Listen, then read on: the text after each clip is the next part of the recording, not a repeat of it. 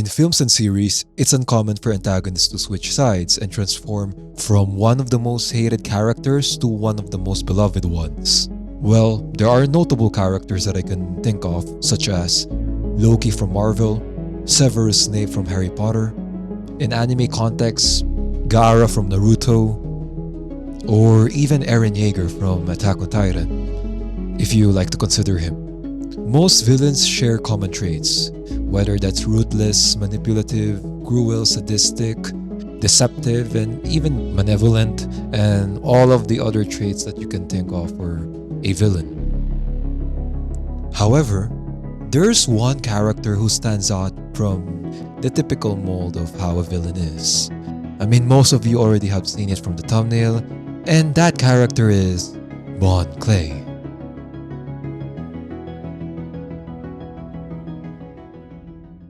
Now, what makes Bon Clay's transformation from a flamboyant villain to one of the most beloved characters in the One Piece world?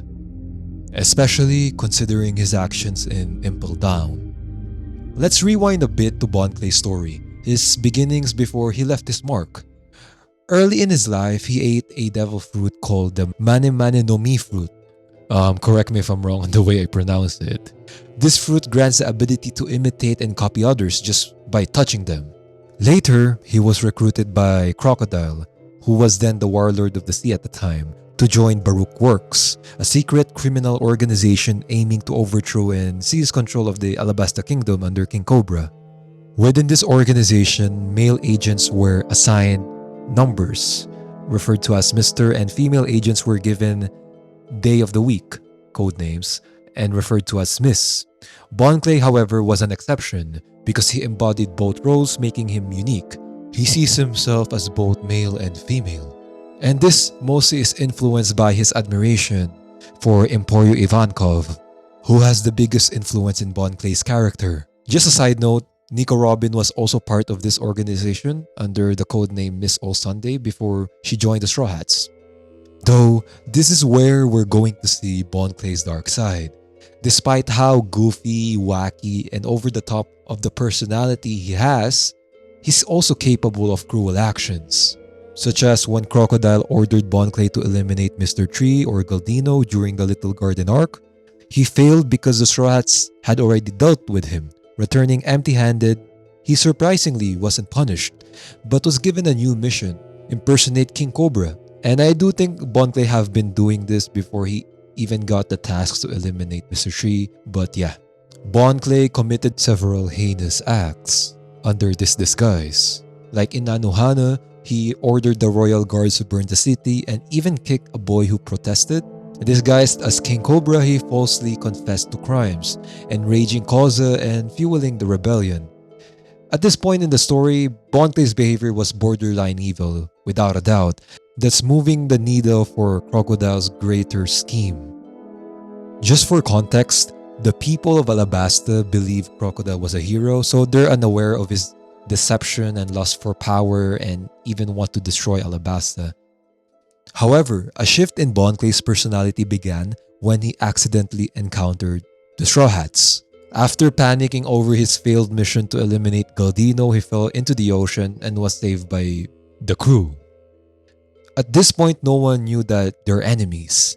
During their brief time together, he bonded with the crew and demonstrated his powers. When Bon Clay's crew revealed his full code name, Vivi realized that it was Mr. 2. This interaction made me question Bon Clay's personality. How much of his friendliness was genuine? Was he even sincere or just putting on an act? Or did he even care the friendships that he have made? His devil fruit seemed to metaphorically represent him, masking his true self that can even applied in human experiences. Later, Bon Clay faced off against Sanji. Knowing Sanji's weaknesses for women, he used it as an advantage. But Sanji outsmarted him, leading to his defeat.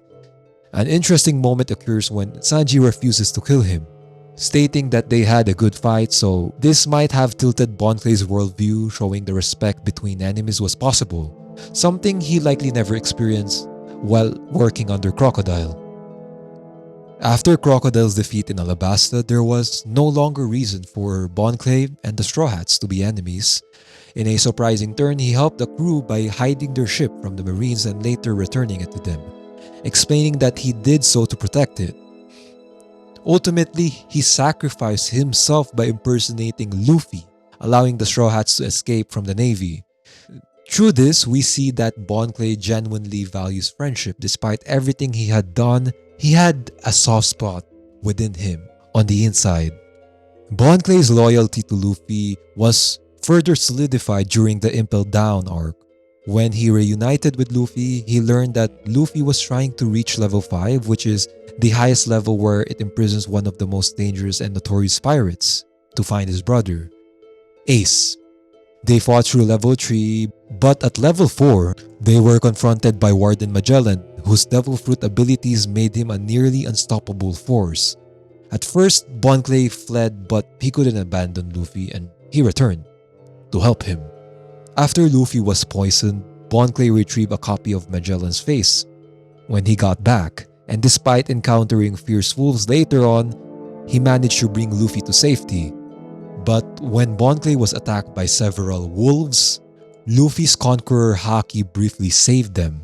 But it was Emporio Ivankov, Bon Clay's idol, who ultimately treated him and also Luffy. While there's a secret hidden floor level that is 5.5. During this time, Bon Clay stayed by Luffy's side, supporting him while he was unconscious, which lasted for a grueling 20-hour recovery. As they attempted to escape Impel Down, Bon Clay once again made the ultimate sacrifice. Disguised as Magellan, he opened the final gate, ensuring their escape before parting away. He even told Jinbei to keep it a secret from Luffy, sparing Luffy a painful goodbye. Because they were supposed to escape together. In their final interaction, they still managed to talk. In their conversation, Bon Clay encouraged Luffy, tell him to go and save Ace. Believing in him wholeheartedly, then the connection was cut off. This was a bittersweet moment for these two characters because their bond is so special. I mean, who knows if Bon Clay has made it out with Luffy, maybe he will be part of the Straw Hats? What do you guys think? Getting back, this moment solidified Bon Clay as one of the most selfless characters in One Piece. His journey was filled with hurdles, twists, and turns despite being flawed and complex. It truly shows that he's only human, just like the rest of us. Throughout life, we all face hardships, tough choices, and unexpected changes that mold us of who we become. Though the question is, because some might speculate, did he die? Did Bon Clay die? The answer is no.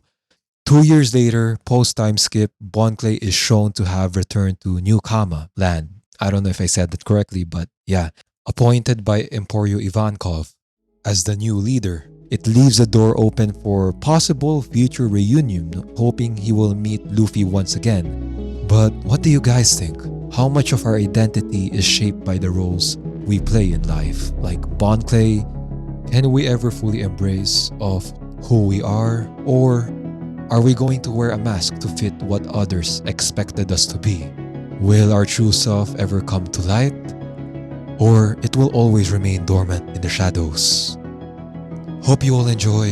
Subscribe if you want to see more. And as always, see you for the next one.